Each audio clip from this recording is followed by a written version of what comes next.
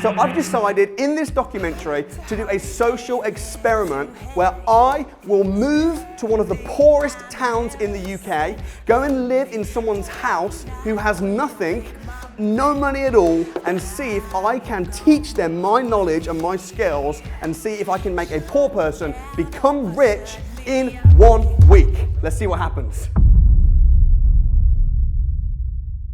Welcome to the YouTube channel. If you don't know this guy, we did a financial freedom challenge in Blackpool. How many months ago? It was June last year. June 2018. Yeah, no, 19. Oh yeah, 19. So we're probably, I'd say like 8-9 months. So since. We did have a 6-week review. Yes. Which was on the original documentary. And you were on a cruise boat somewhere, like near Singapore or something. Yeah, probably. And I was in rainy Blackpool. Yeah. Yes, exactly. Now it's 8 months on. Delighted to have you on the channel. Thanks. We want to pick your brain. We want to know what's happened since then. You've been very successful in deal sourcing. You've got some really cool stuff going on. Yeah. Because before we met and before we did the FF challenge, you'd never had any tenants. I didn't have any property experience. Didn't have any property experience? Well, I'd read some books. I think like most people who read the Kiyosaki's and all that kind of stuff. I'd educated myself, but not taken any action. And I think one of the reasons people related to you so much was because you were very much like, you were a very normal guy. Yeah. In terms of... Poor man. A poor man. According to the title, yeah. You approved the title though, so... Yeah, well, I think it's a really interesting point, the whole title of it, because I think poor man, financially, yeah, but mentally, I think the biggest thing I've taken away from this entire process is understanding myself much more, because I really felt like for you to come into someone's house and you are just a whirlwind when you're there, like whether the cameras are rolling or not, you're just on all the time. Yeah. And I think seeing you work to that level made me realize how low and little I was living my life from a professional level. So I've learned so much mentally. And you've done so much since. I've done a huge amount since. So why don't we just recap? I mean, if anyone's watching this who hasn't seen the documentary, I would highly recommend checking it out. And it was crazy. I think it's had like 450,000 views, just shy of 500,000 views, which is insane. You've been bombarded with messages since. Yeah. Kind of a bit of a celebrity almost. Yeah. Good and bad. Good and bad. To be totally fair, going back to the mentality thing, I think a lot of the comments, which kind of hurt my pride and my ego at the time, were like, "Well, you'll never be successable. Like, look at your poor mindset." But why would people say that though? Because I think, and you have been successful. So to say, to a really great extent compared to what had happened the years previous to it. Yeah. It was a case of, because I had doubt in myself and my own ability, I think a lot of people looked at it as, well, multi-millionaire property investor comes to your house, lives with you, shows you all the cards, like, here's what you need to do, here's the illusion, here's how it all works. And I'm still there having doubt. I'm still there going, oh, well, I've got doubt about it and I don't know if it works. To be fair, some of those doubts turned out being right, because some of the deals that were gained in that documentary never actually turned out, or turned out to be problematic. Yeah. But the whole process of, I suppose, believing in myself, of actually going, do you know what? It is possible. I am good enough. Yeah. Surrounded by a lot of people who in working class England, look at it as, you can't attain that, or you're not good enough to attain that, or who do you think you are, kind of thing. I got a lot of stick. Like, a lot of people gave me a lot of hate. I think when you've got that many views, like 500,000 views almost, you're always going to have some people that are going to say bad stuff, as well as good stuff. But I think that on the whole, I think the documentary inspired a lot of people. I do as well. I think it helped a lot of people. I think it definitely. I learned. I said it even on the week. I learned loads just by being. Because we were starting again, we were doing deals. Blackpool was absolutely brand new to me. Yeah, I've actually never liked Blackpool as an investment area. I know that. And I told you that, and that's one of the reasons why I accepted to do it with you, because I just thought, guy with no property experience at all. We did know each other. We'd met through the eviction. Yeah. But hadn't known each other very long, just for a few months. Blackpool, starting with absolutely no money. Yeah. This is gonna be a challenge, and a challenge it was. So why don't you talk us through then? So on the week, what people saw was they saw that we got a no money down lease option agreement, which we had to pay for the contracts. Yep. Which we paid through deal sourcing. Correct. We got 2 rent-to-rent deals. Yeah, the serviced accommodation Yes, deals. in Blackpool. Yeah. And we made £8,000 Sourcing. in sourcing money, Yep. but most of that money was used to pay for the down payment on the lease option stuff, because of course and one of the things really important as well is if you're going to do lease option agreements, to get it drawn up properly, because that way if things don't go well, you need break clauses in there, so we did that, we did it properly, it was going well. 6 weeks after we touched base, and you'd filled the property, the lease option agreement property up really well with tenants. Correct me if I'm wrong, by the way, your rent to service accommodation deals fell through, but then you'd replace them and you got some more, and that's kind of where we touched off. So I'm all ears. Tell me what happened after that. The lease option agreement was atrociously bad. In what sense? Well, the reason is a couple of the tenants in the properties one was a drug addict, one tried to kill herself.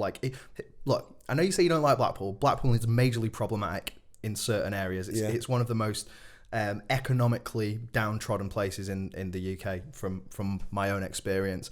And a lot of the tenants who were looking for HMOs, especially in the location. Now, I can say, oh yeah, I had some property experience because I'd read a couple of books, but I'd not been out on the streets of Blackpool and seen what were good areas, what was a valuable property, where do people want to live. You kind of have ideas, but we're talking the different sides of the same street can be the difference between Mayfair and Old Kent Road. Do you know what I mean? There's a massive divide in terms of value and desire of where places that people want to live. This HMO wasn't in a good area. It's funny because the same road is split by one main road. One side, which is the same name of the street, is great. The other side, where our HMO wasn't great. So we had that issue. So police were involved, paramedics stressful. Coming around. Mate, it was... What I realised, when people are saying, you'll always be poor because of your mindset and stuff, I took on the biggest, most complex deal. I mean, you go and do a crash course and say, go and buy a 2 up, 2 down buy-to-let house and rent it out for £500 a month, and you pay £300 on it, and you make £200 a month. This is a 4-bed HMO lease option agreement with a 2. It's got everything. It ticks every box. And I was trying to run before I could walk. And that's not your fault. That's I was hungry for the philosophy and idea behind it. When it came to actually doing it, it was tough. It was really hard. So anyway, we flushed all those tenants out, started again. We had more problems with people who'd lost their jobs, who couldn't pay the rent. It was infuriating. And it's only this week that we've managed to fill the whole place. It is now officially... With good tenants. Yeah, well... Touch wood. Touch wood. We'll have another one. We'll have another chat in 6 months. I'll be like, those tenants were rubbish. Here's the thing. Who are the tenants now? The tenants are all nurses. Here's something I learned. This was a key thing that I learned. Yes, because this is great. This knowledge, by the way, now, this is experience. I know you had problems with tenants, which is awful, and probably the worst type of tenants. But I think the learning from that, from people watching this now, is potentially awesome. What is it that you said? Bad tenants worse than a... I say a bad tenant's worse than no tenant. I totally agree with that. Originally, I thought you were lying, or originally I would have thought no chance. I need a tenant in there. It was funny. If you go back through the documentary, there was a point where you and I were sat in the car, and you said, "How are you feeling about everything?" I said, "I'm slightly concerned and I'm slightly overwhelmed for the simple reason that I realise I'm taking on 3, 4, 5 grand a month outgoing." And you said, "Oh, that's never really been a thought process for me because you're thinking about how much can I earn from it." So because of that, my motivation, as soon as you went, because then I'm like, it's like Mama Duck's, gone off the cliff, and I'm like flapping, can I survive kind of thing, can I fly? And my first thought was, I've got to get this full, because when the term comes around and I've got to pay £1,000 for the bills and the rent and all that kind of stuff. I can't, well, I mean, I could, because I had a buffer from the deal sourcing, but I couldn't be in a situation where the first month with this new landlord on a lease option on this massive building, that I failed on that. So I filled it with the wrong people. And I learned a major lesson from that. Do you think that, because you filled it with the wrong people, do you think that you were so desperate to fill it fast? 100%. And again, there's no saying, oh, you did it bad or you did it wrong, because it's just all learning. But do you think that you were so, because you filled that so fast? I said to you after the challenge, I said, look, I think it's probably realistically going to be 4-6 weeks. And then you phoned me up. 72 hours. You phoned me up and you said, dude, I filled the whole thing in 72 hours. And I remember being like, that's almost weirdly fast. Do you think it's because I was desperate? In answer to your question, I was desperate to get anybody who would pay money to be in one of those. So rooms. what's the lesson from that? The lesson from that is, first of all, get tenants. If you're doing this is specifically for HMOs now. If you're getting tenants for HMOs, make sure they all do a similar job. So, for example, out of the 4 rooms, 2 of them were nurses that were working nights. Yeah. The other 2 were, one was a construction worker, one was a bin man. So one's out first thing in the morning, one's out in the afternoon, the other 2 are out at night. Yeah. But their routine of cooking and stuff, it was all over the place. Yeah. So I was getting phone calls. I basically became dad at one point. So I'd get a phone call going, oh, someone's left some hair in the sink. Someone's left their pans on the side. And it's like, you're all adults. Come on, sort it out. And those little blips in problems in HMOs, I've found this twice now. Those little blips of, someone's got a problem. Someone's got a little issue with another tenant. That, unchecked, is like a weed in the garden. It just takes over faster than you could possibly imagine. So you have to get, in answer to your question, you have to get the right tenants who live on a similar, even same job. So now these tenants that are going in there this week are all nurses. Yes. They all work at the same place. They all understand each other's work cycle. They're just on the same level, as opposed to just getting. I mean, I had issues with racism. Like, I had all sorts of stuff because of different cultures, different ages, different genders, different everything. And I think it was really tough. That's a really good point as well, because sometimes people say to me, should I have students or professionals in the house? Should I have DSS? And it's like, have one, but stick with that. 100%. Know your market. Absolutely. Rather than trying to mix and match. So another thing is as well, in terms of management, because when we spoke on the week, I know we had a management company and we spoke to management companies in the area. What are the pros and cons between self-managing a HMO? Because you've obviously looked at both. What are the pros and cons between self-managing and getting a management company to deal with it for you, would you say? Because I know you're a deal source, like when you're selling deals, because you're a very successful deal source, so you've done really well on that side, which we'll get to. But when you're selling deals to people all over the country, do you suggest they manage it themselves? Do they get someone to manage it? Like, how does that work?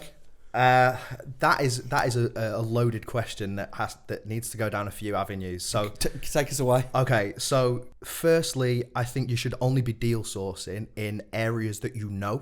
I'm probably the biggest proponent for deal sourcing being in one area. So I source exclusively in Blackpool. I don't do anywhere else, and I never will. And people go, well, why? You're cutting your nose off to spite your face. You can't go worldwide when you're just doing Blackpool. And it's like, I don't care, because I know Blackpool really well.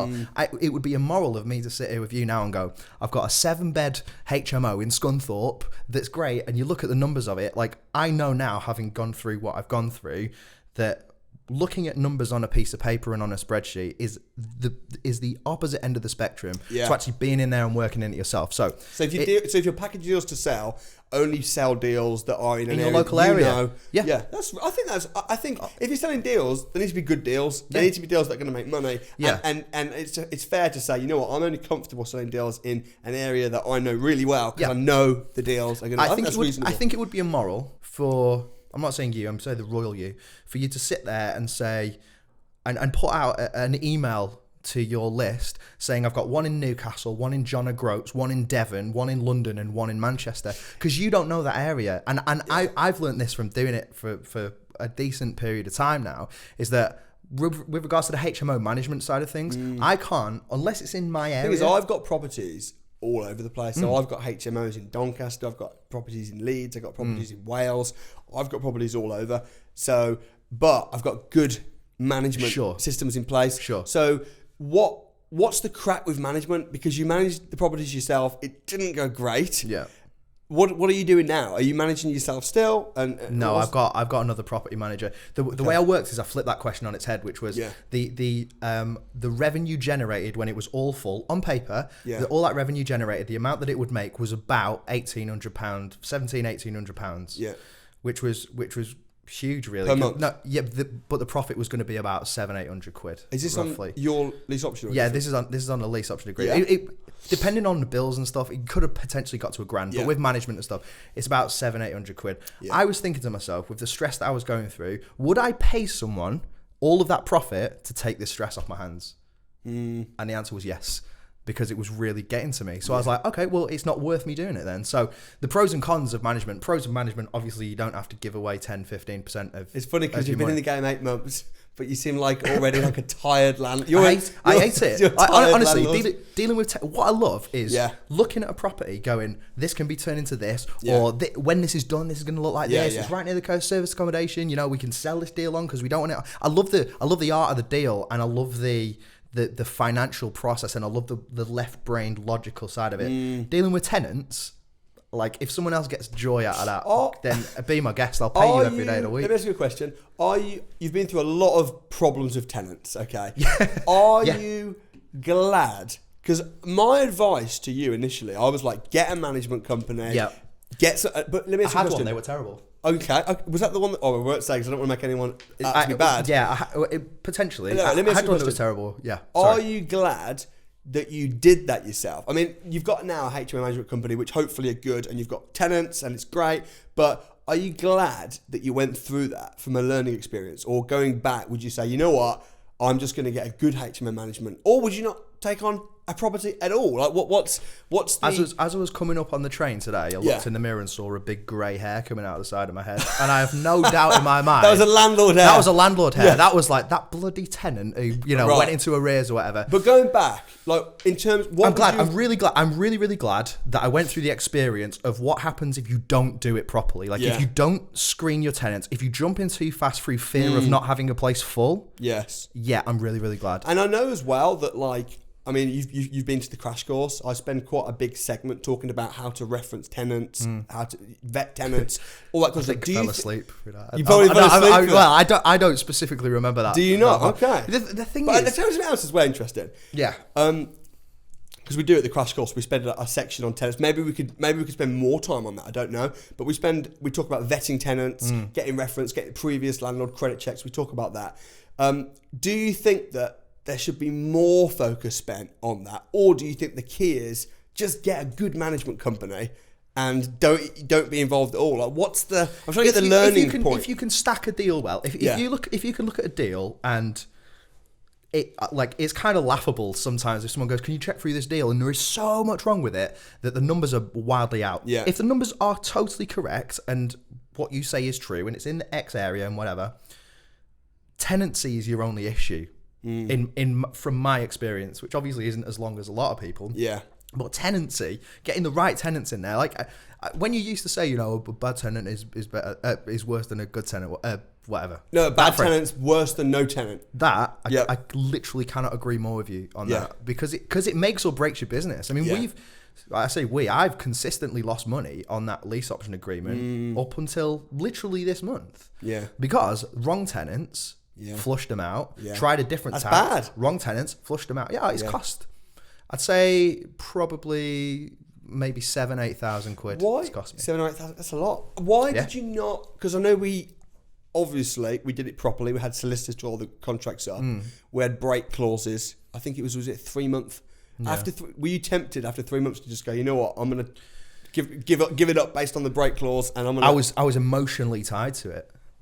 Because it was my first ever deal. Yeah. It's like your firstborn, you don't sell it down the river. Yeah. You work hard because believed in it. Because, I mean, I know you were there, but I felt like I found that deal. I found it online. I looked at it. You did?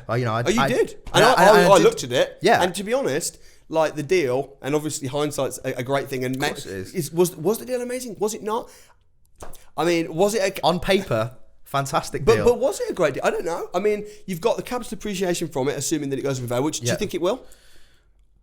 Blackpool is unbelievable, honestly. In what sense? It is so diluted and dilated with regards to where the market's at. It literally cannot go lower. And I say that, so you'll probably come back to this in a year's time and be like, no one has a crystal ball. No, that's true. But there was there's been some land bought in Blackpool. It was actually bought last week for £300 million.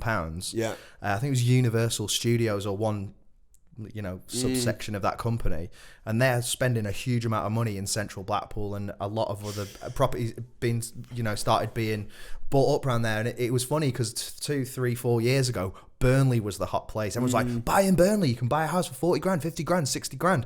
Burnley's gone up. You say everywhere follows London. London went up, then Birmingham, then Manchester, then Liverpool, then Burnley eventually went up. Blackpool is still stagnant. And that's why sourcing there is such a that's such also a valuable why resource. That's one of the reasons why I really badly wanted, and I was really glad that we did get a lease option. Because anyone that's watching this is thinking, what on earth are you on about? So the deal that we got was a lease option, meaning that we fixed the price now. What did we agree to fix? 140,000. Jeez, mate. So we've agreed to buy it for 140. Yeah. How much did he pay for it?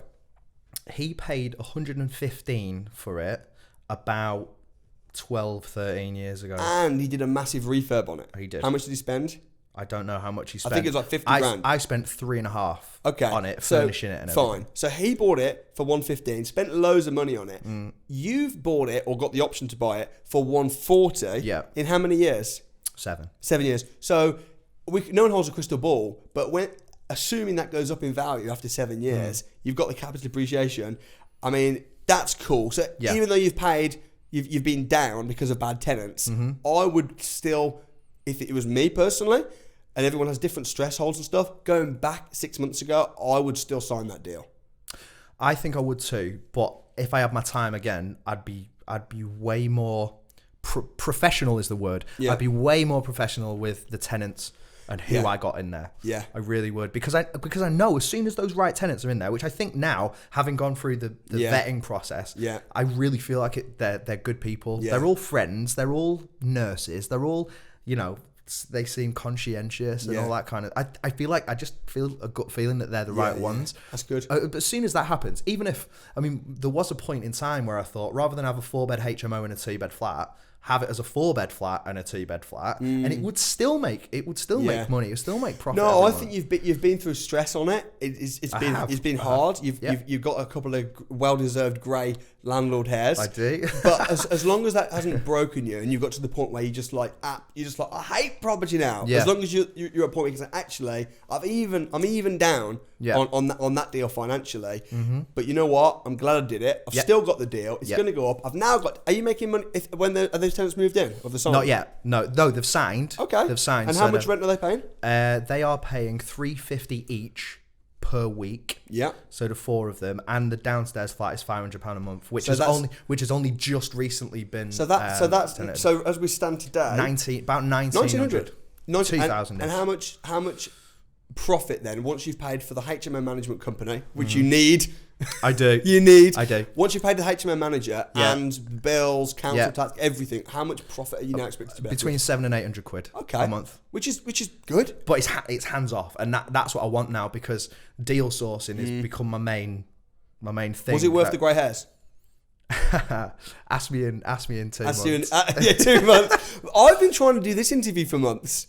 Yeah, you have. To be fair, you have. I've been pounding you to come down, but you've been saying, I just want to come at the right time. I just want to come. But it's sometimes never's the right time, because in property, it's a business. There's always going to be good things going on in the business. There's always going to be bad things. If you're waiting for everything to just be smooth and no problems, if you've got a lot of tenants, a lot of investors, there's always going to be good. There's always going to be bad. The question is, overall, are you making money? Overall, how's it going? I think the reason why.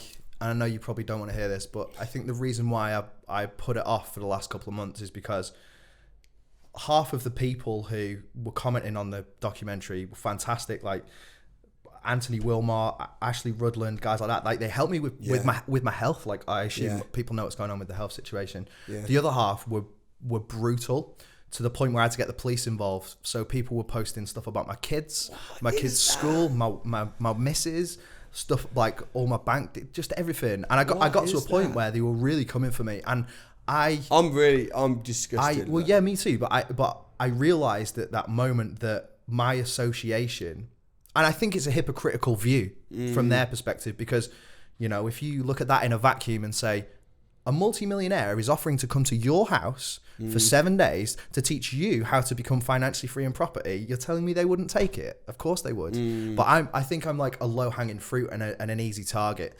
And because of that, it was a case of I was waking up every day, and it affected me psychologically. Like, I've never been depressed or anything like that, but it was every time I'd open Facebook or every time I'd open my email, it'd be, we know where you are. Kind of, like I say, I had to get the police involved. It was really brutal. And I think because of that, I was like, I need to step away from this spotlight that suddenly I've been thrust into. Yeah. And the thing is, I didn't expect it. It was like coming out of the back of it, I thought, I looked at it as a learning experience. People would gain a lot of information about what it's like kind of on the ground and all that kind of stuff. Yeah. But you know what though?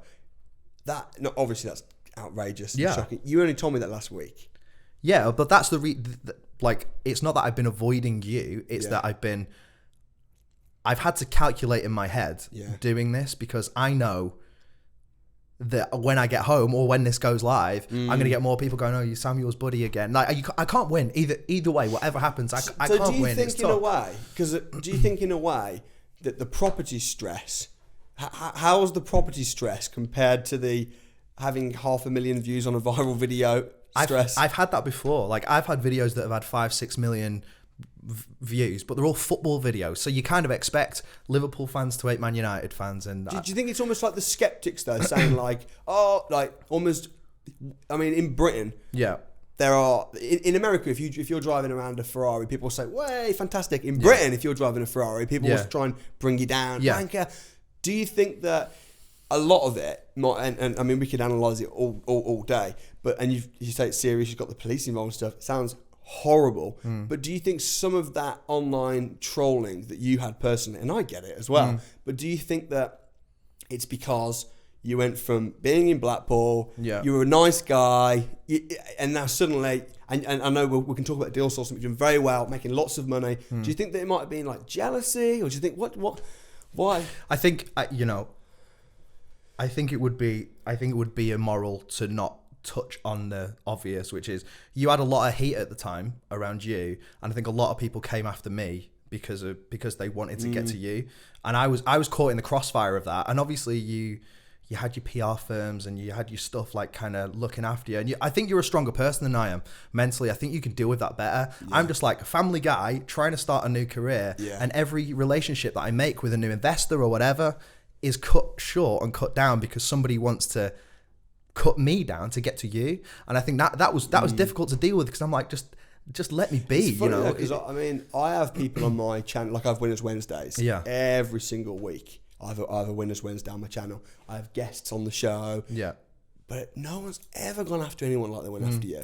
I think because there's one thing, somebody sitting here and going, oh, you know, I'm buying buy-to-lets and my portfolio is now £10 million or whatever. With me, you came into my house, not you, I mean, the audience came into my house. They experienced my children. They were sat on the couch with us. You know what I mean? Like, I think there's more of an emotional connection with it. I think, you know, like you say, we could analyse this all day.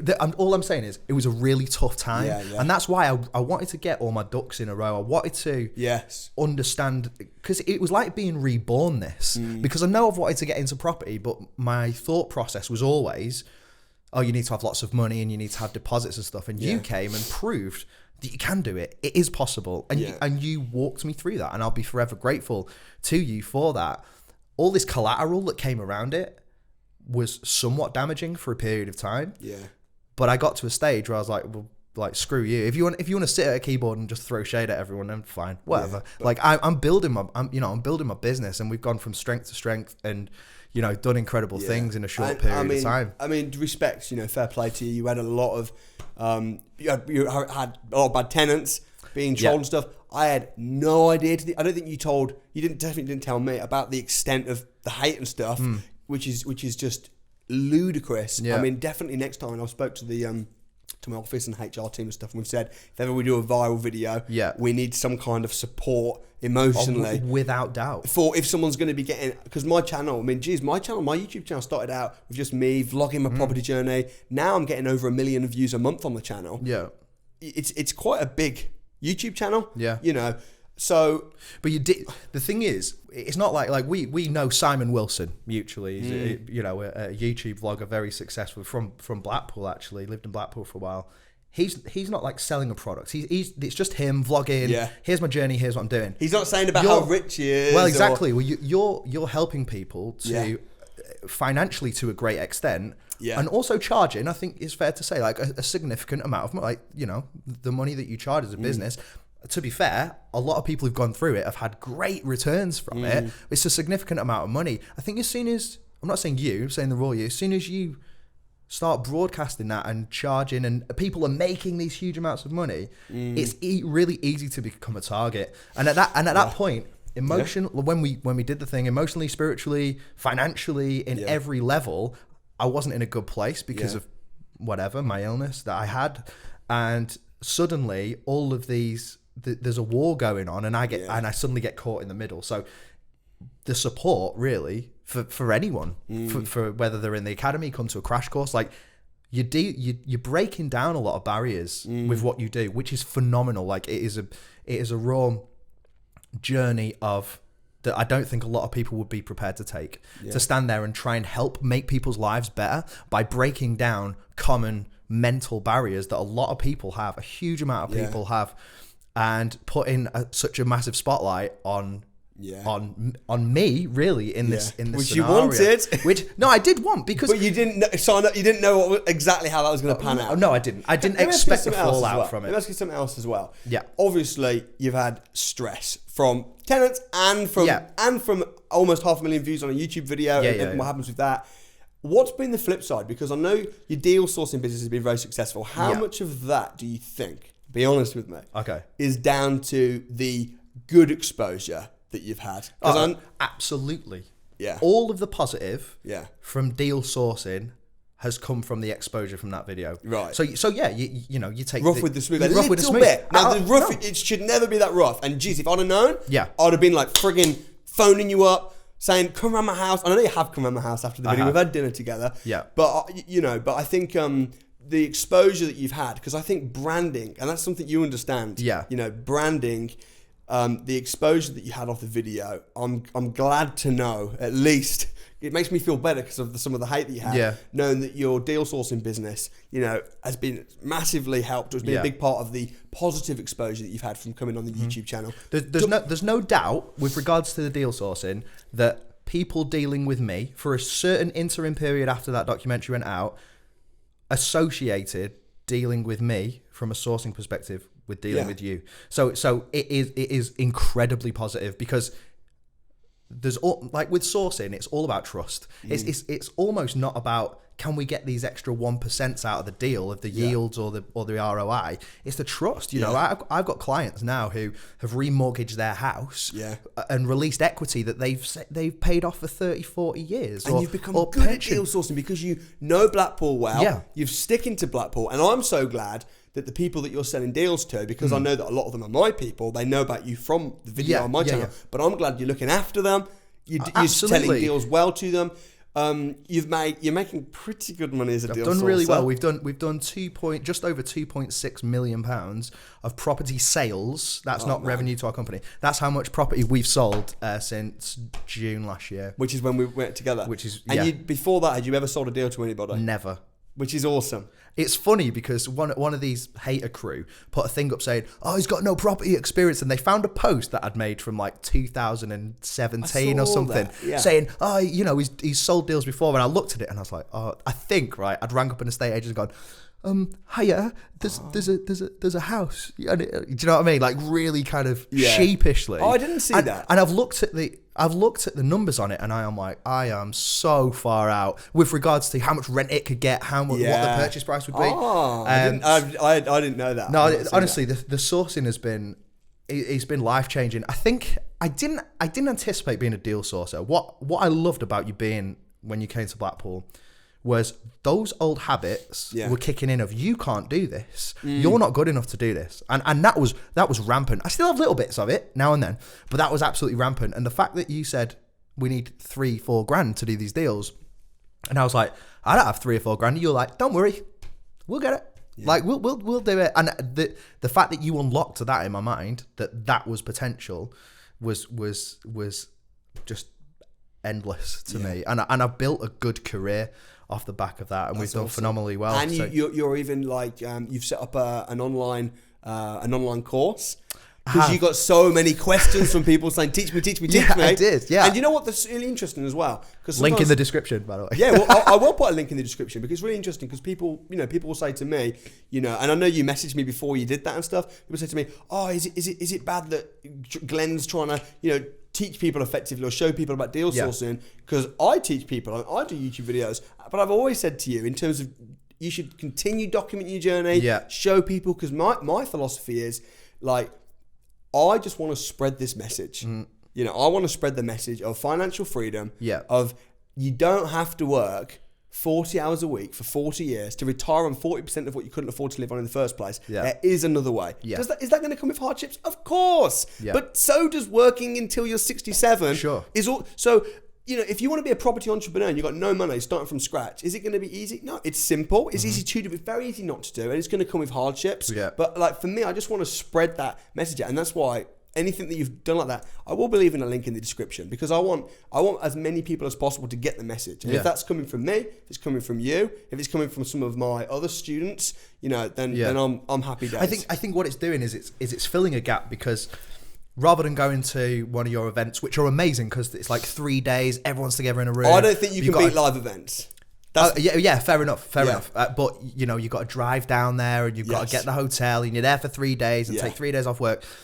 The reason that I created the Deal Sourcing Secrets is because I got the same 5 or 6 questions every single day for months. So and I'm still getting it today. And in the end, what I was doing originally was going, oh, hi, John. You know, thanks for your message. Oh, I've noticed you've got 2 kids in your profile picture. How are they? What are their names? Yeah. I'd go through this whole process. Fair enough. In answer to your question about compliance, here's what you do and da-da-da-da. And I was just doing the same thing. It wasn't a good use of my time. Yeah. So in the end, I just thought, I sat there for about 3 or 4 weeks and just said, this is everything I know based on what you taught me, what I'd learned after the documentary, and ultimately everything that's gone on since then, the 2.6 million that we've sold. Can I ask a question? How much profit have you made? And you don't have to give me this exact specific, but from deal sourcing after we met in June, or from when we first met?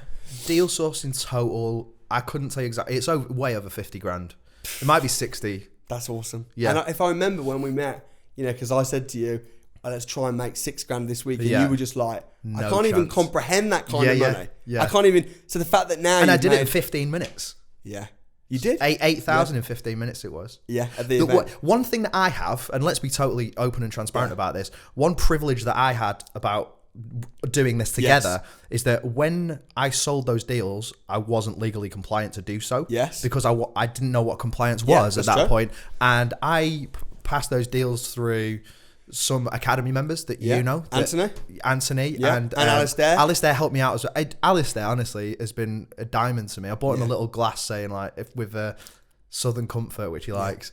And I was just like, thank you so much. You did have support, because the thing is, everybody was rooting for you. Yeah. And even that event that we had, that networking event, I put that networking event on knowing, you're going to come, you're going to sell. And I know, was it Alistair, Anthony? They sold deals to their investors. Yeah. They didn't even charge you a fee. No, they didn't. They gave you the full. They gave you the full fee, but you didn't need that forever, because it was only a matter of time once the video went viral. Yeah. And now you're an independent, compliant, experienced deal sourcer. Can I tell you a little story? Yeah. There's a great building in Blackpool on Whitegate Drive, which is one of the main arteries going into Blackpool. And it used to be a Morrison's local back in the day. Anyone who knows Blackpool will know this building. It's 4,000 square foot commercial unit. Great location. And in Blackpool, there's not many, let's just say, most of the pubs are all old men, flat cap, whippet at the bar, pint of Boddingtons. You don't get much for the kind of younger female or like the younger couple wanting to go out and have a good meal. So the good thing with deal sourcing, I never started out wanting to be a deal sourcer, but I was viewing loads of property. You know, when you say, go and have your big day where you do like 10, 12, whatever in a day, I was doing that every day. I couldn't do them all, so I was passing them on. So I ended up at this property and I thought, I'm not going to buy a commercial unit. I can't turn it into HMO or anything like that. And that little voice in my head that you talked about and Grant Cardone talked about when we met him was like, you should do something with this. Yeah. Like you get a feeling, don't you? I think you get in tune with it. And I thought, right, okay. And I was talking to the vendor, and she said, "This will be a great restaurant. It'll be a great bar and restaurant." I was like, "Actually, yeah." That little voice, you can't do this. You couldn't open a bar or restaurant. So I'm like, okay. So I did all my numbers, worked it all out, worked out how the building was going to work. Spoke to the council. I put a lot of legwork in. And purely through my deal sourcing list, up to this point, I've raised over £200,000 in private funding just from getting in touch with people and selling the idea of this is what we can do. This is how great it can be. We're going to do cocktails and pizzas and all that kind of stuff. The reason that I say that isn't to like, blow my own trumpet, but is to illustrate the fact that when you're confident about property, which you get through education, and you have a list of people who believe in you, you keep regular contact with them, they trust you, and they know that you've got their best interest at heart, then they'll follow you. Yeah. That's so and good. I'm trying to give people a piece of, anything that I'm doing. Dude, you are a big thinker, and you are. I saw you sent me the video. I think was that the video you sent me with the proposal for the restaurant. That was the one. So I created a video and presentation. I was impressed. I was like, and I told you at the time, I was like, dude, that's so. I mean, incredible. And you've also, as well, because you've had many crazy things going on. You've moved house. Yeah. And am I right in saying? Your new house is a lease option agreement house. Come on, dude, spill the beans. Right, my strategy. Yes. As a property investor, not as a deal sourcer or a serviced accommodation provider or anything, I just try and see as many houses as possible. And I think you blinker yourself if you go into a property thinking, I just want this to be a HMO. I only do HMOs. I do nothing else but HMOs. You cut yourself off. So this commercial building is an example of that, where you go in and go, this could be something. And this house that I saw looks fantastic. Great area. I know that now because I'm experienced in that area. Great area, close to schools, really close to the hospital, which is like one of the main areas in Blackpool. Great location. So I went round, had a look at it, and it was really beautiful. But it was old, needed a lot of work, hadn't been loved in a long time, needed care. It needed a family. It needed life in these walls. So I thought, okay, I could sell this. And then I thought, actually, because we were renting at the time, and we were renting for £1,250 a month. Yeah. And if I remember right, that was like the majority of your income at the time. A lot, because a lot of people said, "Oh, you're living in a pretty good house," but what they didn't realise is that was most of your income. To be fair, that's the same people who were going, he's not poor, he's wearing a shirt. He's got a YouTube plaque. Kind of depends how you define poor. Well, yeah, exactly. Anyway, so this house, absolutely beautiful, and I thought I could sell this. And then I thought, actually, we're renting at £1,250 a month. So by various means, I got in touch with the vendor and just started texting him. And I was like, look, I love the house. It was £650 a month. And it's really beautiful, needs a bit of work to it. What's your situation? And it turns out that he's like a data specialist for the government, and he works in Saudi Arabia. So he does like the infrastructure for data systems, basically top secret and all that. He said, so I'm never in the UK. He said, it just stays empty, and my son comes in like once a week or whatever. He says, but doing my head in, and I'm mortgaged up to the hilt with it.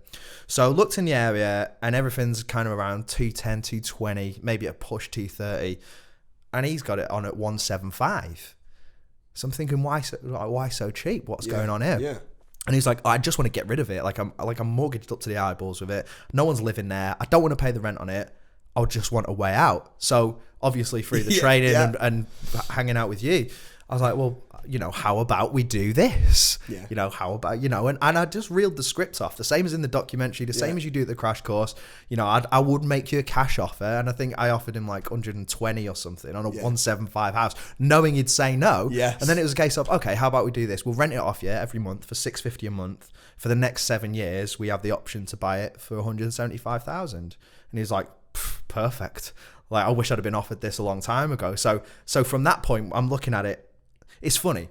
In a rented accommodation that we've been in for a while, we've brought our family up in our old house, and it just so many amazing memories. My missus was getting to a point where she couldn't change any wallpaper or couldn't change any floors or anything. It was, as you can't do in rented accommodation. And I think she was getting a bit stir crazy and wanted a project. Yes. To call hers. I remember saying this to me as well. Yeah. So she wanted an artistic project. I was looking at it purely property investor head. I could sell this and make 2,000-3,000 quid as a deal, because it worked rental wise. I say it worked. You needed to do a little bit to it, turn it into 2 flats, etc. But it worked as a deal, and I was coming at it from, okay, so 175,000. We'll spend 20, 30. In fact, it was worth £205,000 in 2013. Okay. So it's already 30 grand lower than it was in 2003. 13. Sorry. Yeah. So when have you got the option to buy it?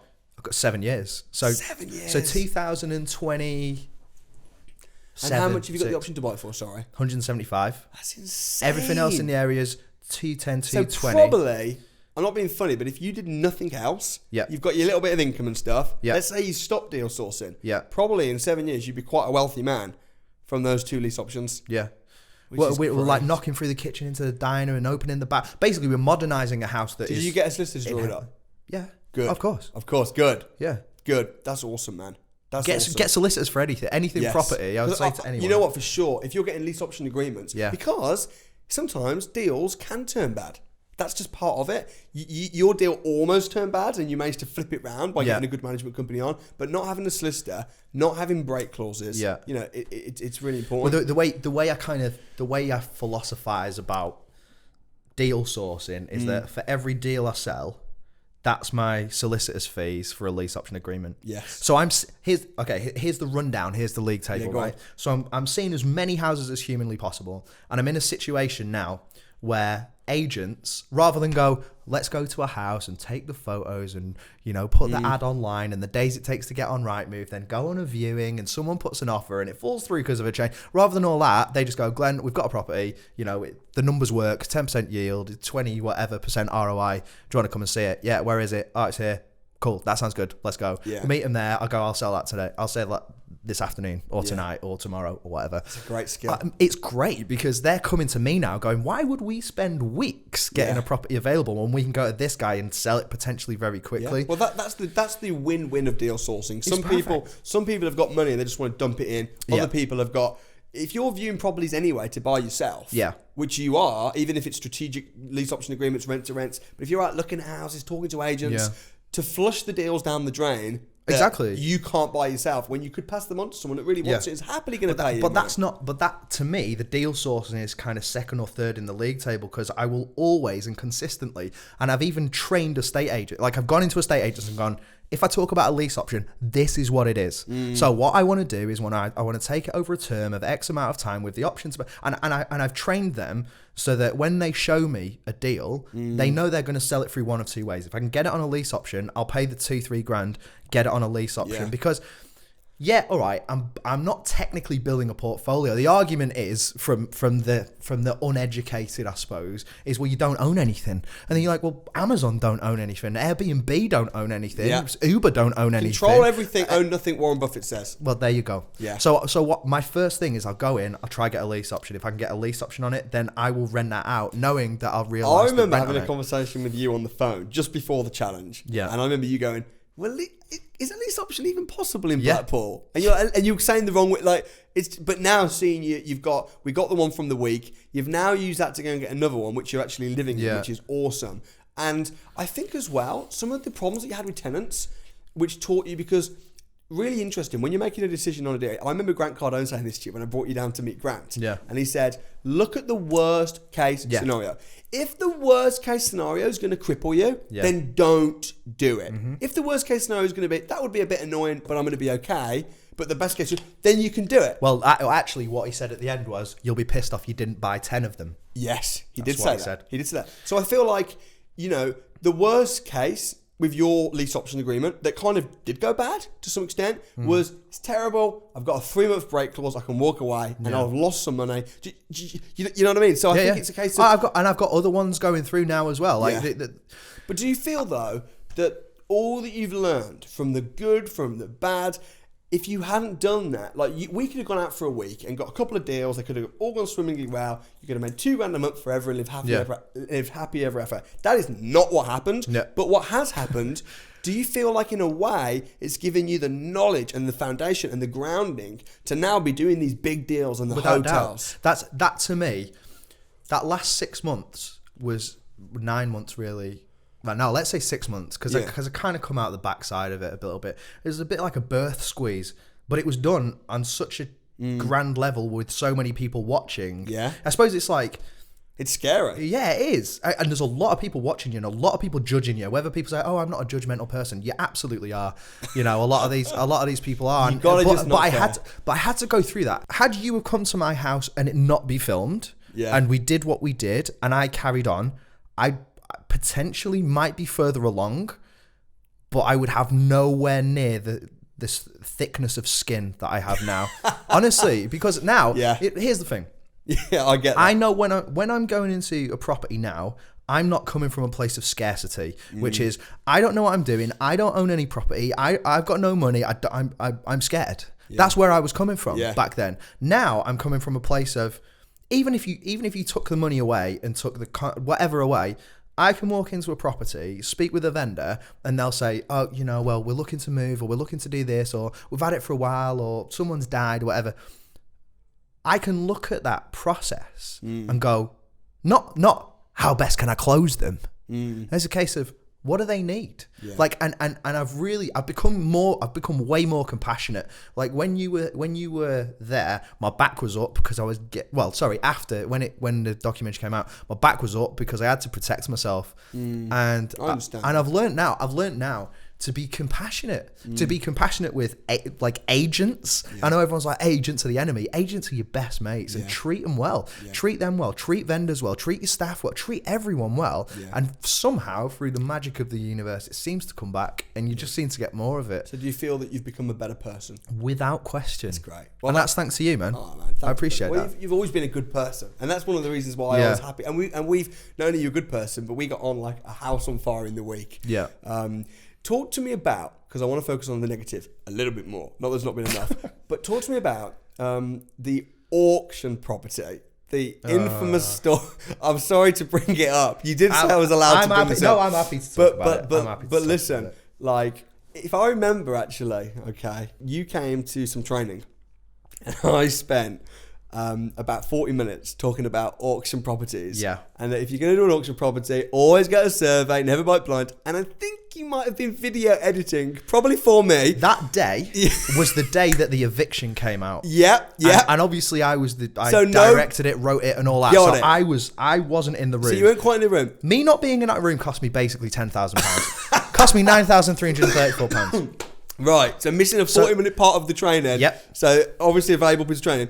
But just tell me. I take check. And but just tell me, because like it's a very powerful story, and it's always good if you're going to hit the rocks, be a lighthouse. Yeah, man. I really believe that. And you phone me up, and you're like, dude, I've just put an offer on a property auction. I was like, oh, that means you've got to complete, right? Yeah. And I was like, who? And I think Alistair was like, I'll help you with it. Yeah. And different things. But it turned out going disastrously wrong. We were going to JV on that. Tell me everything. Tell me what happened. So this property came online. Yeah. Through Northwest Auction House, I think they were called. Yeah. And I thought I was doing quite well at the time. I'd made some money through sourcing, and I felt like I was Mr. Moneybags. Yeah. I had about 12 grand in the bank, and I thought weird feeling at the time. It was weird. It was like Christmas Day every single moment of my life. It was unbelievable because of the deal sourcing that you'd done. Yeah. Right. Well, it was 8 grand from the deals that we'd done, and another 2 that so you're like 12 grand. I'm rich. Yeah, poor man turns rich. That's it. And I'm like, no one can touch me. I just had a force field around me. So I went to Bolton Wanderers Stadium, which is about 45 minutes from where I live, and I turned up, and there was just hundreds of people there. And I walked in, and it said, please do not film anything. Homes under the hammer are there. So I'm like, great. So see, Martin, whatever his face is, and all of those like hanging around. So I'm going, confident. I know which one I want. There's a property right close to Stanley Park in Blackpool. Now, Stanley Park, massive plot of land, really close to the hospital, really close to the zoo. It's the place to be. It's the prime real estate. It's the Park Lane and Mayfair of Blackpool. Yes. And off one of the side streets, literally to the point where I'd say 50 feet, you're literally standing on the park. Everything in the area, £250,000, £180,000, £200,000. This house, 52 grand. Yeah. So I thought it's a third, if not a quarter of the price. It's got Glen Kirkham written on it. Honestly, it's the dream scenario. Everyone else in the world is an idiot because they didn't see this. I must have like the grace of God on my side. This was just after, maybe the week after I left your house. Yep. Okay. I wasn't with you at the time. No, this was all my own doing. So, actually, sorry, it was £40,000. Okay, yeah, even better, right? So I get my paddle. Yeah. And I'm like, really, I'm like half nervous because I've never done it before, but I'm also like half like cock of the walk because I've just sold some deals. You got loads of money in the bank. Yeah. Yeah. And I must have been, I don't think I'm a very arrogant person, but like in hindsight, I probably looking at myself in a mirror was quite arrogant at that point because I was like, nothing can touch me. Yeah. So anyway, we start bidding and it goes 46, 47, 48 and there's two of us left, 49. I go 50, he goes 51, I go 52,000. Sold 52,000 and I'm like this was the third lot of like 150 lot auction. So I'm like, wait, come on, baby. Yeah. So I get ushered off to this side room and I put down, I think it was like 6,000. Yeah. Maybe a bit more. I think it was maybe 9, but anyway, go on. The total it cost me was £9,334. That's including survey. That scarred you for life. You remember the exact to the pound. Yeah. Yeah. No, actually, I think it might have been more. That was the total. I think it was. But I think the deposit down was maybe it was 7, 8. Okay. Anyway, whatever. It was a lot. It was most of my money at the time. And I walked out of there feeling like an absolute god. And there's a friend of mine, Richard Campbell, who was the guy who showed us the serviced accommodation, a lot of developments and stuff. And I went, mate, I said, I bought my first house. I'm an owner. I'm a homeowner. I can't believe it. And he goes, where is it? And I told him, and he goes, oh, it's not that 1 second up from the park, is it? I said, not what you want to hear. Yeah, he said, oh, God, mate. He said, you're an idiot. He said, you should have asked me before you went. I was like, why? He said, just go and drive and have a look at it. At this point, I'd not even seen it. I'd looked through the legal pack, but nothing else. Like, not even driven. But what people are going to say in the comments, so we may as well answer them now, is... I'm an idiot. What were you thinking? Like, what? Oh, mate, I like hold my hands up and just accept everything that is thrown at me about this. Like, I do. I am an idiot for it. But you know what, though? I mean, do you think it might have been a combination, and I don't mean to read too much into it, between you've got all this money in the account and you're like, because you suddenly feel rich. Yeah. Do you think it might have been, and I don't want to over spiritualize this or anything, but I believe that we almost have a money blueprint. Yeah. And we're almost like in the same way that you can have the thermostat set for 21. Yeah. I believe that I have a millionaire's blueprint. Yeah. You could strip me from everything, I'd get it back fast. Do you feel that maybe you had a bit of a lower thermostat setting and you just got the money and you just had to sabotage it somewhere? I'd never thought about it that way, but you're probably right. Actually, I never thought about it that way. So I went to see it. And honestly, you could put a marble at the front door and it'd roll all the way down to the back door. Like, the subsidence on it was a joke. Like a boat. Yeah, worse than a boat. Worse than a boat. So about 10, 12 years ago, there's some marshland, literally my back garden. And one of the big house builders, the new build developers, had built 4 houses on there. Every single one of them sank to the point where you couldn't get in the front door. There was a massive court case, prison time. Like, it was really brutal. Terrible. And that was my back garden. So this house, the subsidence on it was terrible. So I paid for a survey, 500 quid structural survey. And they said in our 80 years doing structural surveys, we've never seen a house with such not brutal, but such great subsidence. They said it's remarkable. That's the word they used. It's remarkable that this house is still standing. They said it's due to the cellular structure of it. They basically said it's relying on next door to stay up, and we don't think this house will be here. What did they say? There's something like, it would be a miracle if it stayed standing for 5 years. So you pulled out, lost your deposit. So I pulled out, lost my deposit, and do you know what? I think, although the tenants and stuff in the HMOs were problems, looking back, I think that loss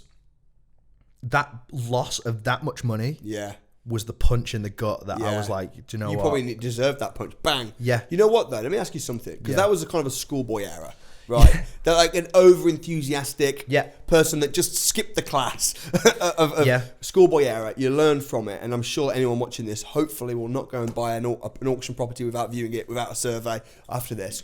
You are a good communicator. You're a naturally brilliant communicator. One of the things people picked up from the documentary was that, wow, well, this guy, he's clearly got it. You've got the gift of the gab, so to speak, as some people have said. You might not have any property experience when we first met, but you did have great people skills, good communication, might not have been in business before, in this capacity within property.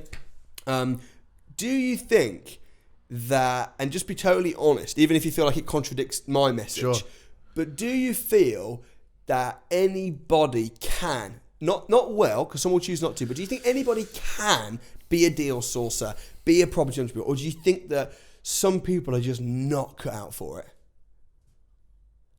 Unfortunately, I think the second. Okay. I think I've had a lot of self-analysis over this last 9 months, good and bad. A very honest look in the mirror of, yeah, you're good at this, but also you could be a bit, whatever. Yeah. And I always knew prior to meeting you, prior to property even being a thing, that I was gonna be successful at something. Yeah. I just didn't know what. Yeah. I had the fire there. I'd had success with YouTube and I'd had success with other jobs and stuff I'd had. But property was one of those things that I'll build my wealth in property, but I'll make the income from something else. Yeah. But long-term property investment is where I will become a rich man through that. My blueprint, you say about blueprint, my blueprint was not necessarily to the extent, and I know trainers and stuff use this as an extreme of rich people are greedy and money is the root of all evil and that kind of stuff. Yeah. That my blueprint wasn't there. Yeah. But I definitely had some very deeply ingrained relationships with money that I needed to. You lit the fire. So you came and said, here's how you do this thing. Here's how you deal source. And what wasn't on the documentary is we spent a lot of time driving, a lot of time talking, and a lot of time you saying, rather than say this kind of phrase, which is disabling, use this phrase, which is enabling. You gave me a lot of training in that regard. And for quite a short period of time, I was battling myself between, well, here's this thing that works. Deal sourcing works. And a lot of people want to get to know your deals. And, we've proven that Blackpool is a really good place to invest, but you're still sabotaging yourself. You're still dragging yourself down. You're still finding ways to crucify yourself for these reasons that, that is your thermostat. And I think eventually after, it's like the fight of good versus evil and God versus the devil, like, you get to a point where if you do something long enough, the thing that you focus on more becomes bigger and expands and becomes greater. And the thing that you didn't want, that you're not giving any focus and attention to, shrinks into nothingness. Yeah. And that's where I feel like that's where my blueprint was. Like, I still battle every day with things that I want to better about myself, things that I want to improve. But in terms of can anyone do this? Like, I don't think so. You think unless you can be so brutally honest. In fact, Dr. Joe Dispenza, he's incredible man, and he says that you can heal anything in your body. He says, but you've got to kill yourself first. Yeah.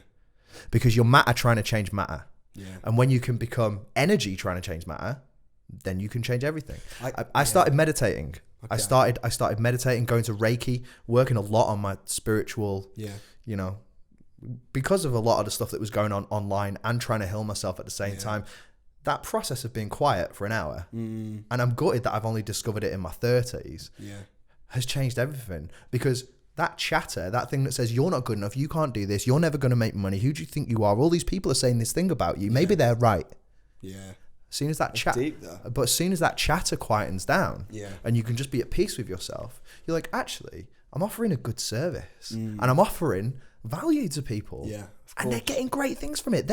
They're buying investments that they're going to pass through their generations, pass through their family for generations, and it's going to make cash flow, and it's almost a gift, to them that they can have for generations. Well, business is win-win. So if you give value, then money will follow. Yeah. But it's really interesting what you're saying, dude. And if you can change that inner monologue, because all I can really do is teach people the strategies. Yeah. I try and motivate people. But ultimately I can give people all of the tools, but they've gotta be right in here. Yeah. I mean, I don't know major amounts about your background, but I mean, to get to where you got to at such a young age, credit to you. You've never really had to quote unquote struggle financially. Well, is that fair? Is that fair to say? I don't think that's fair. No. Okay. Well, I apologise. I've struggled compared to some people. Everything's relative, right? Well, yeah, of course. I think when you've been running that program for such a long period of time, one thing that is massively valuable is being honest with yourself. Yeah. And I wasn't. When you came to me, I was not honest with myself about. I boxed a lot of things out. I pushed a lot of things that I didn't want to admit about myself. Do you think we could have done with having a month together? Yeah, maybe. I think you'd. I think I'd have been a psychological mess by that point. I think I might have been as well. The reason that I say that is there's a point in the documentary where we were at my kitchen table actually, and I was saying to you, this is huge. This mental block. I remember the messages afterwards. A huge amount of messages were like, "Oh, brilliant! I really enjoyed it." You would not believe how much I resonated with that, with what you were saying about fear, that thing holding you back. Yeah. And the reason that I say like your situation, of where you've been financially or whatever, I think when you're like trying to raise kids. And you know, you go through a bit of a midlife crisis and you're like, I'm skinned, what am I going to do? And I think a lot of people, if you look honestly at yourself, have that kind of mentality. They see your training and go, well, this is a way out. Like this is something that I can really do to, you know, and it's inspiring seeing these people. It's inspiring seeing these people have such amazing success. The first step towards getting that is to have a very distinct, almost like MOT of your mind, of going, what do I really think about money? What do I really think about success? Am I really willing to put in the hours and hours and hours and hours to do this? Because if you don't, you'll quit. And loads of people do that. Like, no, I think you're right. And and one of the things I loved about the week, and I said this to you at the time, was seeing it, like seeing the fear and seeing some of the mental challenges and battles. I don't usually see that. And we spoke about this, and it was in the doc. I mean, one of the things that shocked me, is really when we did the eviction. Okay, because you filmed the eviction and directed it and edited Samuel Leeds. And you know, that was no. Sometimes some people said, oh, you know, you knew each other already, but we were very upfront about the fact that, you know, we knew each other before. But I still had no property experience. Yeah, exactly. So here's the funny thing. I got diagnosed with this tumor in the December. We started talking on just after Christmas. By January, it was, let's do it. Like, let's create this TV show. Eviction. The eviction. Can I just point out for everyone watching, I came up with the name Eviction, and you said, "Who wants to be a property millionaire?" That was your title. The way that I wrote that series was based entirely off watching your YouTube videos and going, there's the same thing keeps coming up here. So there's one about deal sourcing, one about refurbs, and that created the episodes. Now, and that got you excited. Yeah, there was one moment where there was Hannah, Anthony, Ricky, and John Raybould, who, by the way, John Raybould and Anthony have been angels to me recently. What a bunch of great guys. Those guys secured, I think it was £300,000 worth of property on a lease option agreement in Derby. They started with nothing. So I'm in the car with them. We're driving, me and Alistair are driving them around. They got nothing. And at that point, I realised that it was possible what they were doing. So I was like, rather than be behind the camera, like I need to start doing this property stuff myself. So I started looking at properties, never really found anything. And then you released that thing saying, I'm going to go to someone's house. And I'm like, that's got to be me. Like whatever happens, because I was coming from a place of scarcity, obviously because of my health. But at the same time, I realized I'd been in such close proximity to people who, all of them really, apart from maybe NC and maybe Kirsty. Yeah, I think that's it. They were all younger than me. You're younger than me. So I'm like, I just haven't had the exposure to this world. And then suddenly these people are getting like, oh, we started with no money. In 2 days, we got £300,000. So you saw it firsthand. And yeah, man. And I remember you calling me up and I was speaking and you saying, dude, I've just seen the video. And I was saying, come to the crash course, and you did. Yeah, you didn't ignore me, but I was like, dude, let it be me. And you were like, no, come to the crash course. You know, you kept a crash course. And you came and asked. It was a fabulous moment. But when we did the eviction, and by the way, I have like so much love for you as a person, you know, and I'm so glad that we went through the week that we did. But here's the thing I want to say. When we did the eviction, there was Hannah and there was Anthony. And they were both wanted 20 grand. And I said I didn't want to give it to Hannah because putting 20 grand into rent to serviced accommodations was too risky, whereas Anthony was putting it into a safe property. Now, after the challenge that we did, I said to you, I was prepared to give you a £20,000 loan to buy a property. And you were like, and then you pitched the idea and I don't think we spoke about this. You were like, how about instead I'll put it into rent serviced accommodations? Do you remember that? Yeah. And I was like, it's a bit risky. Like, why did you not want to put that into a house? And also, just with your money in generally. Because... Like, okay, let me ask you another question. Going back, when you'd finished the challenge and you had all this money from deal sourcing, you had access, I offered to give you 20 grand as a loan, obviously with Which interest. you didn't. Yeah, but I offered to give it because you said you wanted to put it into rent, which I thought was risky. Yeah. Going back, with that money and the access to funds, would you do anything different? And if so, what would it be? Are you saying if I was to take if someone gave me 20 grand now? Well, not even 20. Like you've made 50,000+ pound in deal sourcing. Yeah. You had your 12 grand. You had, like, going back as an investor. Yeah. What would you do with that money? I'm from Blackpool, so I'm still a bit of a skinflint. Like we're in London now. Yeah. Paying £4 for a pint pisses me off. Like, I still like to look after my money, even though I spend 10 of it on stupid auction houses. Given that money, I still want lease option agreements. The reason why I want lease option agreements is because the money to get into the lease option agreement and do it up and refurb it to whatever extent you're going to do, you're still going to make money back on that. Yeah. Because usually obviously the first deal, the HMO lease option, to one side, usually they're either 2 flats or a house or like whatever it is, the more simple deals. Yeah.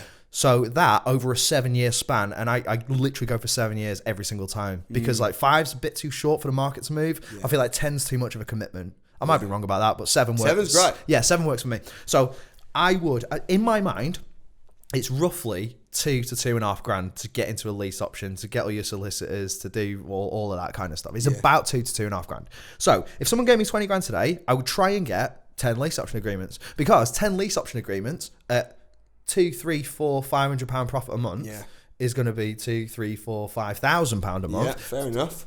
Almost completely passively, assuming that you then pay 10, 15% for a manager.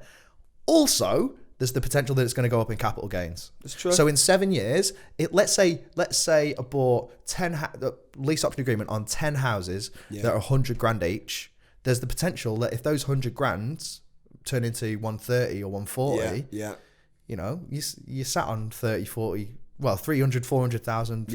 That's fair. Profit, aren't you? What are your favourite deals to source for your investors? So if someone comes to you and says, I've got 50 grand and I want to invest it, of course you're not going to go and find them a whole bunch of lease options. Nope. What kind of properties are the best properties? Flats. Is it single, flats? Okay, tell me why.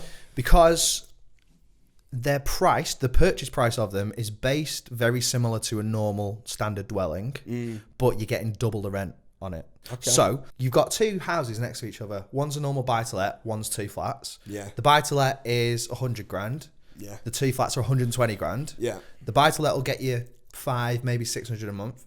The flats are doing 450 a month each. Yeah. So that's bringing you 900 for 120 outlay. And this one's bringing you 600 for 100 outlay. It's just better. It's a better economy of money. Straightforward. Cash on cash. And also, specifically with regards to sourcing, it's very attractive to an investor if you say to them, all the bills are covered, the council tax is covered, you know, utilities are covered. If they want broadband, it's covered. You put the money in. There's no other cost apart from obviously insurance, building insurance and stuff like that. But there's hardly any outlay. Yeah, makes sense. And it's good. And it's good return. I'll put a link as well for if people want to contact you about that. I'll put a link absolutely. in the description. Last question. I just want to clarify. My first ever business, right? This is how green I was. So straight after you went home, I was like, going to get into this sourcing. And I called my company Awesome Source. And I didn't actually realise that awesome sauce in America is slang for male ejaculate. Oh wow! Okay. So I had to change that. Scrap that really quickly. So I changed. What you like? Okay, last question. Brilliant. So if we were to sit on this sofa again and meet up in 3 years' time, which I'm sure we will do. We may do. I'm sure you can come back on the channel. But if we were to meet back in 3 years' time, what do you expect, or what are your aspirations? What do you expect life to look like property-wise and just generally in 3 years' time? Fantastic question. I have the freedom to go wherever I want, do whatever I want with my family, and my friends, and basically money for forever has always been an object. Yeah. It's always been a problem. It's never been looked at positively. Now, because of my change in mentality and who I think I am as a person, I'm not a religious man, but I don't feel like there's any limit to me. Not only financially, not only business. I just don't feel like I have any, the sunroof's opened on me now. Yeah. So with regards to that question, there is no limit. Like I have no doubt, maybe not in 3 years, but certainly within 5 years, my portfolio will be way in excess of £1 million, way in excess. Because I now am taking that money from, you got to understand, coming from a standing start, I can't just go out and go, I'll have that £100,000 house and I'll have that £150,000 house and I want that one, and because you don't have the money to do it. So I've spent the last 9 months building that pot up, building that money up, and just rinsing and repeating it through the lease options that I've got going on, through the properties that I'm purchasing at the moment, and I'm making more money, which means I'm investing more money, which means it's compound interest. So I'm at a point, I mean, I'm obviously nowhere near your level, but I'm at a stage where I feel great because I've got some security now. I feel great because I'm helping people every day through my deal sourcing course and all that kind of stuff. I feel good because I'm contributing. I feel good that I sleep well at night knowing that I'm helping people. I don't feel stressed. And ultimately, if forget 3 years, let's talk 6 months. If in 6 months I can, this tumor is gone because I'm not stressed. That's my goal.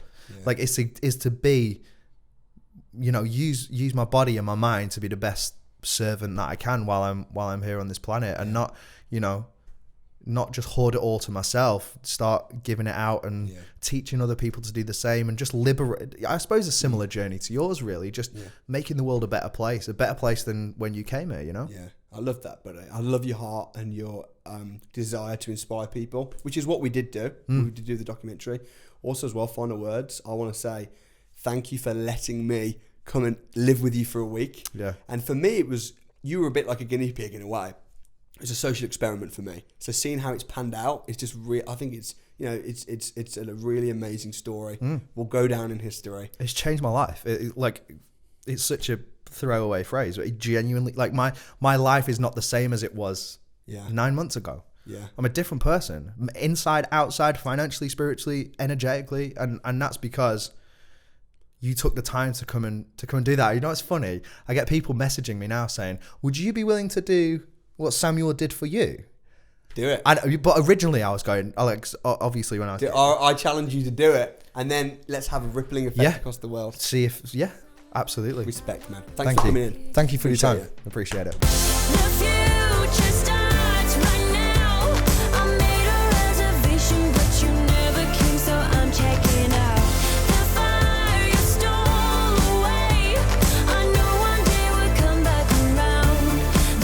Is now.